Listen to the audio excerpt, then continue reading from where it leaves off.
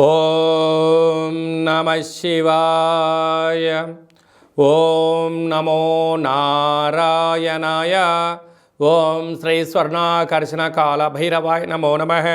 ఓం శ్రీ నరదృష్టి నివారణాయ నమో నమః.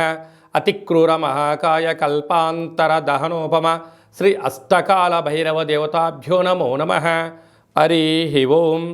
మా ఛానల్కి స్వాగతం. చూస్తున్న వీక్షకులకు ప్రేక్షకులకు ప్రియ కాళభైరవ భగవద్బంధులకి స్వాగతం పలుకుతూ మమ్మల్ని ఎంతగానో ఆదరిస్తూ ఉండబడినటువంటి ప్రియ సోదరీమణులకు సనాతన ధర్మ సంరక్షకులకు వీక్షకులకు మీ ఇంటి పురోహితుడిగా, మీ ఇంటి ఆస్ట్రాలజర్గా, మీ ఇంటి వాస్తు నిపుణుడిగా మీకు స్వాగతం పలుకుతూ ఈ శోభకృత నామ సంవత్సరానికి వీడికోలు పలుకుతూ ఈ సంవత్సరంలో ఉండబడినటువంటి అష్ట కష్టాలు ఈ సంవత్సరానికి స్వస్తి పలుకుతూ ఈ సంవత్సరంలో జరిగినటువంటి అద్భుతాన్ని, ఆనందాన్ని, ఐశ్వర్యాన్ని మూటగట్టుకొని రాబోయే కాలానికి స్వాగతం పలుకుతూ అందరిపైనను ఆ కాళభైరవ స్వామికి ఆశీస్సులు ఉండాలని కోరుకుందాం.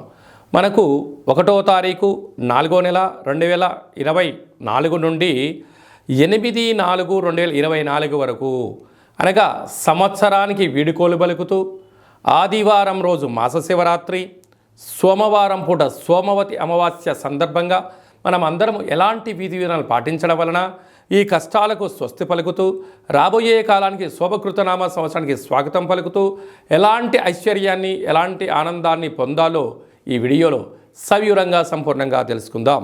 ద్వాదశ రాశుల్లో గ్రహ గమనాన్ని కూడా ఒకసారి వీక్షింపచేద్దాం.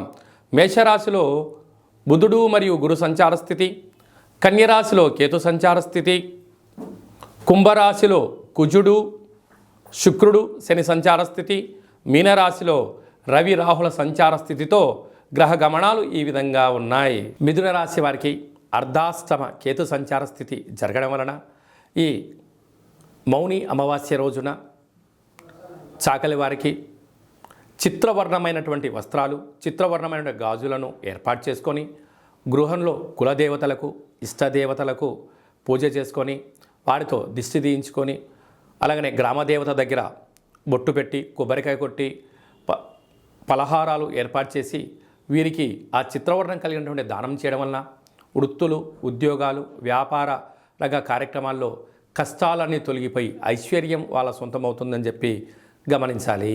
ఈ తెలుగు సంవత్సరాది చివరి మాస శివరాత్రి సోమవారం అమావాస్య, సోమవతి అమావాస్య సందర్భంగా మనము ఈ సంవత్సరంలో ఉన్న కష్టాలను ఎలా స్వస్తి పలుకుతూ ఎలా స్వాగతం పలకాలి అన్నట్లయితే వీలైనంత వరకు గృహాన్నంతా శుద్ధి పెట్టుకొని వీలైతే పెయింట్స్ కానీ రంగులు కానీ వేయించేసుకొని నూతన వస్త్రాలు మనం ఏర్పాటు చేసుకోగలగాలి.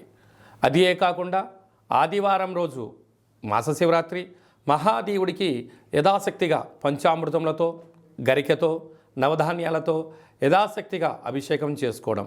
ఎందుకనగా మహాశివరాత్రి అంటే వెళ్ళినటువంటి వచ్చేటువంటి మొట్టమొదటి మాస శివరాత్రి అవ్వడం, తెలుగు సంవత్సరాదిలో శోభకృతి నామ సంవత్సరంలో చివరి మాస శివరాత్రి అవ్వడం, అలాగనే చివరి అమావాస్య అవ్వడం. అంటే మనము ఈ చివరి అమావాస్య అవ్వగానే మనం ఏం చేస్తూ ఉంటామయ్యా అంటే మనకు పొలాల అమావాస్య అని, కొత్త అమావాస్య అని, అంటే ఒక్కొక్క ప్రాంతంలో ఒక్కొక్క రకమైన పేర్లు పిలవడం జరుగుతూ ఉంటుంది. కనుక ఎవరి ఆశీస్సులు మనకు ఉండలేకపోయినా పితృదేవతల యొక్క ఆశీస్సులు మనకు శ్రీరామ రక్ష, గ్రామ దేవతల యొక్క రక్ష మనకు శ్రీరామ రక్షగా భావించగలగాలి. ఎందుకనగా ఒక ఇంటికో పెద్ద ఎలా ఉంటాడో ప్రతి గ్రామానికి గ్రామదేవత పెద్దమ్మ తల్లి ఉంటుంది. రాయలసీమ ప్రాంతంలోనేమో పోలేరమ్మని, ఎల్లమ్మని, పోచమ్మ అని చెప్పుకుంటూ ఉంటాం. అదే మనం ఆంధ్ర వైపు వచ్చామనుకోండి నూకాలమ్మని, పెద్ద పెద్ద కార్యక్రమాలు అమ్మవారికి జరుగుతూ ఉంటాయి. మనకు తెలంగాణ రాష్ట్రానికి వచ్చేటువంటి లోపల మైసమ్మని, నల్లపోచమ్మని, విశేషంగా బంగారు మైసమ్మ అని చెప్పి పెద్దమ్మ తల్లి అంటాడు. అంటే ప్రాంతం ఏదైనా భావము ఒక్కటే, అమ్మవారు సహస్రాది రూపాలలో ఉంటారు.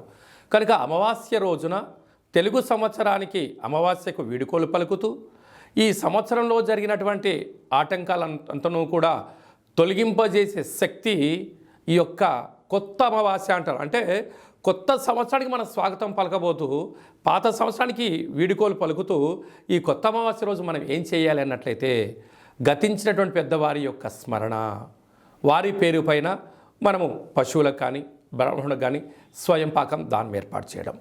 రెండవది కులదేవతలు, ఇష్టదేవతలు, గ్రామ దేవతల యొక్క పూజ. అందుకే ఇలాంటి కాల సమయంలో మనం ఏం చేయగలగాలి అన్నట్టయితే ఇంటినంతా శుద్ధి పెట్టుకొని ఇంటి గుమ్మాలకు కానీ సింహద్వారాలకు కానీ శ్రీరామ అనేటువంటి అక్షరాలను రాసుకోవడం, స్వస్తికి రాయడం, అలాగనే ఇంట్లో పూజా మందిరంలో దేవతల్ని శుద్ధి పెట్టుకొని అఖండమైన దీపాన్ని ఆ ఒక్క పూట పెట్టుకొని మనకు పులగము అంటాం రాయలసీమ ప్రాంతంలో, అలాగే మనకు తెలంగాణకు వచ్చినప్పుడు కిచిడి అంటారు, ఆంధ్ర ప్రాంతానికి వచ్చినప్పుడు పులిహోర అంటాం. అంటే ఒక్కొక్క ప్రాంతంలో ఒక్కొక్క రకం అంటే ఉడికేటువంటి అన్నంలో అంటే బియ్యంలో పెసరపప్పు కొద్దిపాటి పసుపును వేసి అన్నాన్ని ఉడికింపచేసి తెల్ల నువ్వుల పచ్చడిని ఏర్పాటు చేసుకొని అలాగనే గారెలు, బూరెలు, ఉండ్రాళ్ళు, భక్ష్యాలు లాంటివి చేసుకొని కులదేవతలకు నైవేద్యంగా పెట్టి గతించిన పెద్దవారికి నైవేద్యంగా ఏర్పాటు చేసుకొని అవన్నీ ఏర్పాటు చేసుకొని ఒక కొత్త చీరే, 2 జాకెట్ పీసులు, గాజులు, పూలు, పళ్ళను ఏర్పాటు చేసుకొని మన ఇంట్లో అంటే మన ప్రతి గ్రామంలో సాకలి వాళ్ళు ఉంటారు,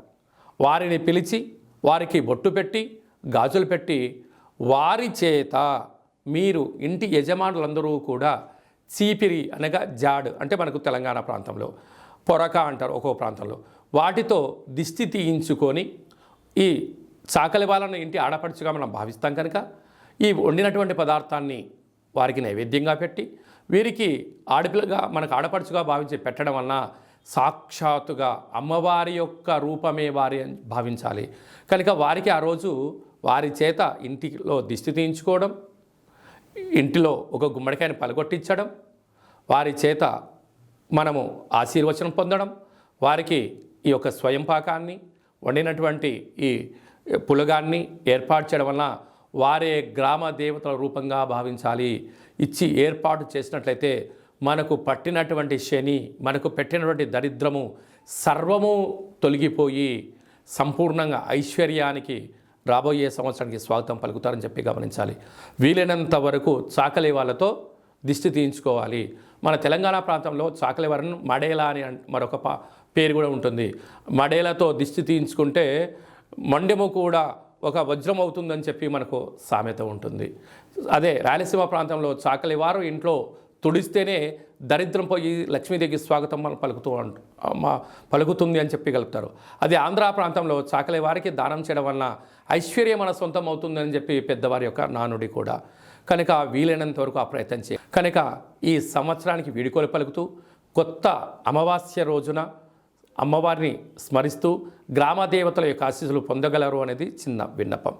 కనుక అందరికీ ఈ సంవత్సరంలో కష్టాలన్నీ ఇక్కడికే పులి స్టాప్ అయిపోయి రాబోయే సంవత్సరంలో స్వాగతం పలకాలని గ్రామదేవతల్ని కోరుకుందాం.